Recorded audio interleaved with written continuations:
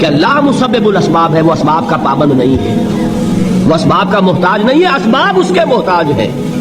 اگر یہ یقین ہے تو اللہ پر ایمان ہے، یہ نہیں ہے تو تمہارا ایمان اسباب پر ہے، وسائل پر ہے، ذرائع پر ہے، مادیات پر ہے، اللہ پر نہیں۔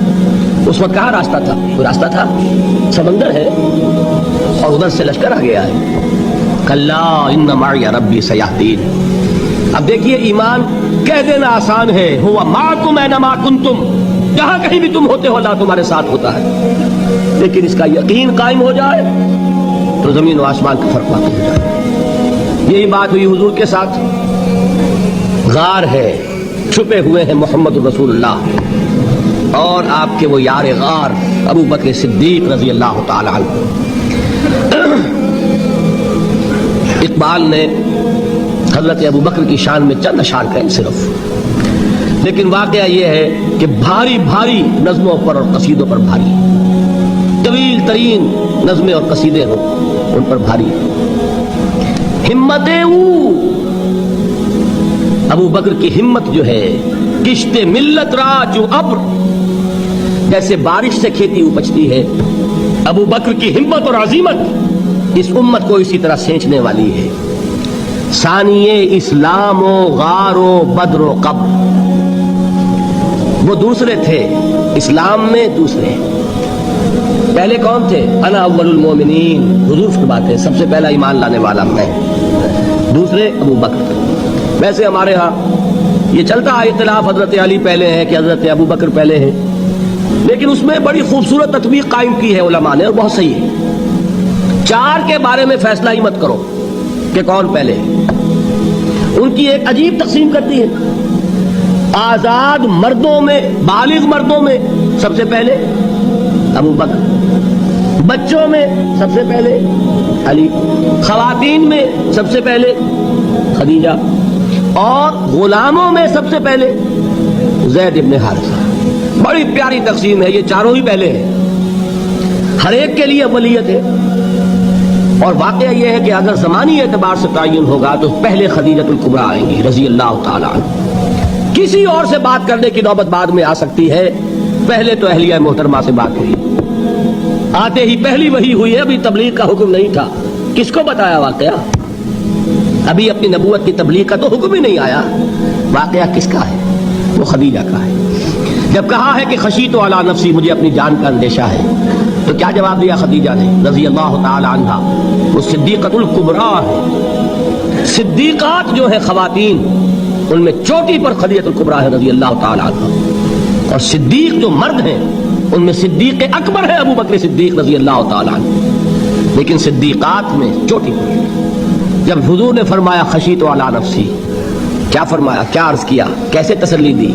نہیں اللہ آپ کو ضائع نہیں کرے گا، آپ غریبوں کے ہمدرد ہیں، آپ مساکین کے تکالیف رفع کرنے والے ہیں، آپ بیواؤں کی سرپرستی کرتے ہیں، آپ مسافروں کی خدمت کرتے ہیں، اللہ آپ کو ضائع نہیں کرے گا۔ یہ یقین ہے اس خاتون کے اندر۔ خیر وہ ایک علیحدہ بات ہو جائے گی۔ میرے دل پر حضرت خدیجہ رضی اللہ تعالیٰ عنہ کی شخصیت کا بڑا گہرا نقش ہے، جو وہ کوئی اور ہی وقت اور موقع ہوا تو بیان ہوگا۔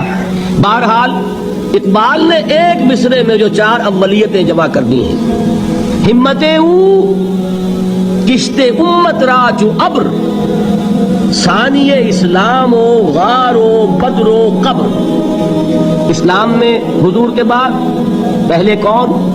ابو بکر۔ غار میں حضور کے ساتھ کون؟ ابو بکر۔ بدر کی رات اللہ کا رسول سر بسجود، وہ جھاڑ، وہ گھاس پھوس کی جو جھوپڑی بنائی گئی تھی، اور وہاں تلوار ننگی لے کر پہرا دینے والا کون؟ ابو بکر۔ اور اس حجرہ عائشہ میں محمد کے بعد سب سے پہلے دفن ہونے والا کون؟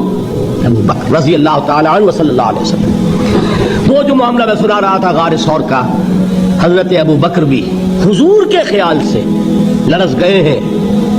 آپ کو یاد ہوگا کہ جا کر پہلے تمام جتنے سوراخ تھے انہیں بند کیا ہے، ایک سوراخ رہ گیا تھا جس کو بند کرنے کے لیے کوئی کپڑا نہیں تھا، وہاں اپنی ایڑی رکھی ہے، تب کہا ہے حضور سے تشریف لائیے، اور اپنے زانو پر حضور کو لٹایا ہے، اور وہاں کسی موذی جانور نے کاٹا ہے، حضور کی آنکھ لگ گئی تھی، اس وقت اس بل کے اندر جو بھی بچھو ہے کیا ہے واللہ عالم اس نے کاٹا ہے، اس کی تکلیف کی وجہ سے ابو بکر کی آنکھوں سے آنسو ٹپک گئے، حضور کے چہرے مبارک پر پڑے ہیں تو حضور جاگے ہیں، معاملہ کیا ہے؟ ایڑی نہیں ہٹائی وہاں سے، مبادا وہ جانور وہاں سے نکل کر محمد الرسول اللہ کو کوئی گدن پہنچا دے، ابو بکر کی ایڑی ہے، جس طرح چاہے کھا لے، ختم کر دے، جان نکل جائے تب کوئی آج آئے محمد پر تو آئے، لیکن جیتے جی نہیں۔ وہ ہے ابو بکر۔ حضور کے خیال سے اس وقت حضور نے پھر اپنا لعاب دہن لگایا ہے اور اس سے پھر آپ کی تکلیف ختم ہوئی ہے۔ جیسے خیبر میں حضرت علی کی آنکھ دکھ رہی تھی، اس کو جو شفا حاصل ہوئی ہے وہ بھی حضور کے لعاب دہن سے ہوئی ہے۔ تو بہرحال اس وقت انہوں نے کہا ہے کہ اے نبی یا رسول اللہ، اگر اس وقت ان میں سے کسی نے غیر ارادی طور پر بھی اپنے قدموں کی طرف جھانک لیا تو پکڑے جائیں گے۔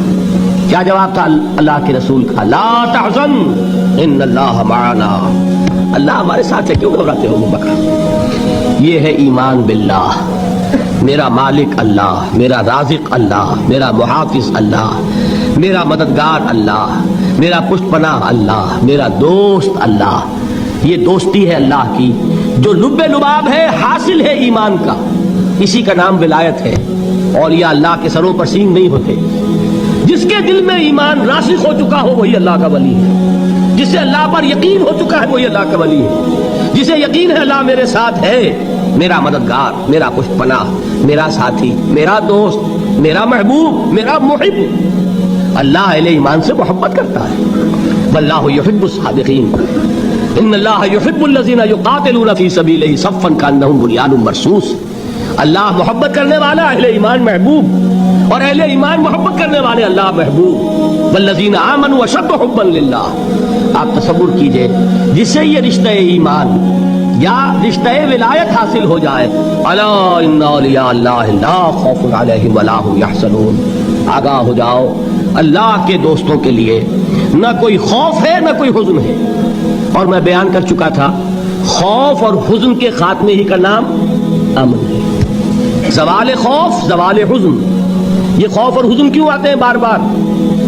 اللہ تخافوا ولا تحزنوا، دونوں آ گئے۔ الا ان اولیاء اللہ لا خوف علیہم ولا هم یحزنون، پھر وہی دو۔ وہ کیوں ہے؟ خوف ہوتا ہے کسی مستقبل کی بات کا، یہ نہ ہو جائے، وہ نہ ہو جائے، یہ نقصان نہ پہنچ جائے، یہ تکلیف نہ ہو، یہ غضب نہ آ جائے، خوف ہے مستقبل سے۔ حزن ہے یہ کیوں ہوا، یہ نہیں ہونا چاہیے تھا، یہ میرا فلاں چیز میرے ہاتھ سے جاتی رہی، فلاں موقع نکل گیا، اور بیٹھے ہوئے ہیں اندر ہی اندر کڑ رہے ہیں، صدمہ ہے اور رنج ہے۔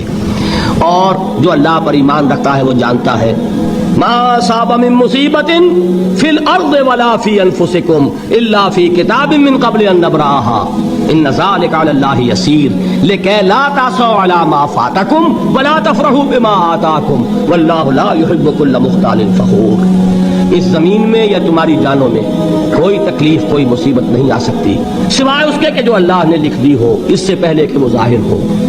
جس کو یہ حقیقت معلوم ہو گئی اس کو یہ طرز عمل اختیار کرنا چاہیے، جو چیز چھن جائے، جاتی رہے، چھوٹ جائے، اس پر افسوس نہ کرو۔ کس نے چھینی؟ دوست نے۔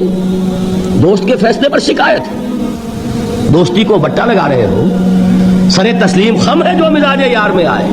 اگر دوستی ہے تو پھر تو تمہیں گردن جھکانی چاہیے کہ ہر ساقی ماریخ عین الطاف، جو بھی میرا ساقی میرے پیالے میں ڈال دے اس کا کرم ہے، جو اس کی طرف سے آئے اس پر کوئی رنج نہیں، کوئی صدمہ نہیں، کوئی غم نہیں، کوئی شکایت نہیں، کوئی شکوہ نہیں، اور جو ہوگا وہ اس کے اذن کے بغیر نہیں ہوگا، اور اس کا اذن ہوگا تو یقیناً میرے لیے خیر ہی خیر ہے، چاہے وہ ناگوار شے ہو، بظاہر مجھے اچھی نہ لگ رہی ہو، میری شارٹ سائٹڈنس میں مجھے وہ نظر آ رہی ہے کہ میرے لیے بری ہے، لیکن قرآن نے کہا ہے عسیٰ ان تکرہوا شیئا وہو خیر لکم وعسیٰ ان تحبوا شیئا وہو شر لکم واللہ یعلم وانتم لا تعلمون۔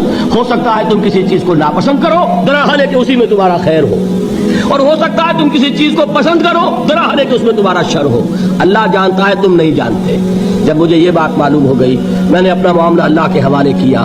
سپر تم بے تو مایا خیشرا تو دانی حساب کم و بیشرا، اے رب جو تو چاہتا ہے وہ ہو، تیرے علم میں جو شے میرے لیے خیر ہے وہ ہو جائے، میری کوئی پسند نہیں، میری کوئی چاہت نہیں، یہ ہے راضی برضائے رب۔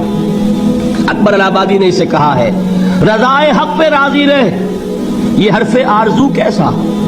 خدا خالق، خدا مالک، خدا کا حکم تو کیسا؟ جب میں آ گیا بیچ میں، میری پسند، میری مرضی، میری خواہش، میری چاہت، یہی تو شرک ہے۔ ما شاء اللہ کان وما لم یشاء لم یکن، جو اللہ نے چاہا وہ ہوا، جو اس نے نہیں چاہا نہیں ہوا، اختیار اس کا ہے، میرا تو نہیں۔ رضائے حق پہ راضی رہے، یہ حرف آرزو کیسا؟ خدا خالق، خدا مالک، خدا کا حکم تو کیسا؟ اقبال نے اسے کہا ہے فارسی میں، اب آپ کہیں اس کا ترجمہ بھی کرو تو وہ مجھے ذرا اس وقت کچھ بہت ہی بدذوقی کسی بات نظر آئے گی۔ جائیے پوچھئے کسی سے جسے فارسی آتی ہو۔ برو کشید ز پیچا کے ہست و بود مرا، کیوں کہا کہ مقام رضا کشود مرا۔ مجھے تو تمام پیچ و خم سے نکال دیا اس مقام رضا نے، میں راضی برضائے رب ہوں، جو فیصلہ اس کا میں اس پر راضی۔ تو کہاں کا حزن اور کس کا خوف؟ یہی زوال حزن اور زوال خوف، یہی ہے امن، یہ نتیجہ ہے ایمان کا۔ تو جان لیجئے یہ ہے لب لباب، یہ ہے حاصل ایمان کا۔ یہ ہے تو ایمان ہے، یہ نہیں ہے تو ایمان نہیں۔